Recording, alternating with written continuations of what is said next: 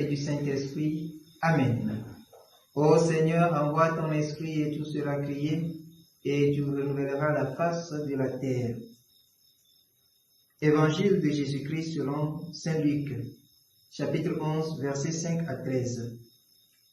En ce temps-là, Jésus disait à ses disciples, « Imaginez que quelqu'un d'entre vous ait un ami et aille le trouver au milieu de la nuit pour lui demander, « Mon ami, prête-moi 3 pains, car un de mes amis est arrivé de voyage chez moi et je n'ai rien à lui offrir. » Et si de l'intérieur l'autre lui répond, « Ne viens pas m'importuner, la porte est déjà fermée. Mes enfants et moi, nous sommes couchés. Je ne puis pas me lever pour te donner quelque chose. » Eh bien, je vous le dis, même s'il ne se lève pas pour donner par amitié, il se lèvera à cause de sans gêne de cet ami et il lui donnera tout ce qu'il lui faut. Moi, je vous dis, demandez, on vous donnera. Cherchez, vous trouverez. Frappez, on vous ouvrira. En effet, quiconque demande reçoit. Qui cherche trouve. À qui frappe, on ouvrira. Quel père parmi vous, quand son fils lui demande un poisson, lui donnera un serpent au lieu du poisson? Ou lui donnera un scorpion quand il demande un œuf? Si donc vous, qui êtes mauvais, vous savez donner de bonnes choses à vos enfants, combien plus le Père du ciel donnera-t-il l'Esprit Saint à ceux qui le lui demandent? Acclamons la parole de Dieu. Louange à toi, Seigneur Jésus. Bien-aimés dans le Seigneur, aujourd'hui 10 octobre de la 27e semaine du temps ordinaire, les textes que l'Église nous propose de méditer nous met au cœur d'une réalité. Bien-aimés de Dieu, il n'y a rien de plus stupide que de renier la vie d'enfant de Dieu qu'on a reçue dans le Christ.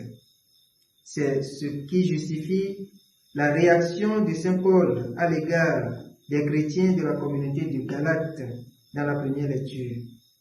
Ces chrétiens qu'il traite d'ensorcelés et de stupides.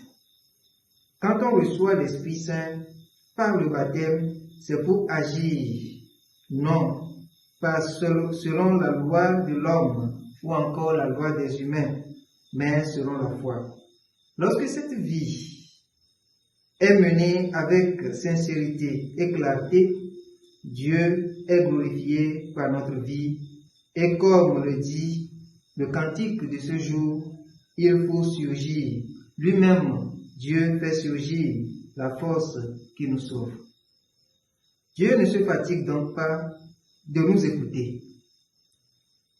Demandons-lui l'Esprit Saint, comme le souligne l'Évangile, pour que nous ayons des forces toujours neuves, pour agir toujours selon la justice et le droit, faire toujours ce qui lui plaît. Ce faisant, nous pouvons chacun, selon ce qu'il est et ce qu'il fait, devenir une source de soulagement et de réconfort pour nos frères et sœurs qui viennent vers nous, comme à la manière de cet ami qui vient importuner son collaborateur.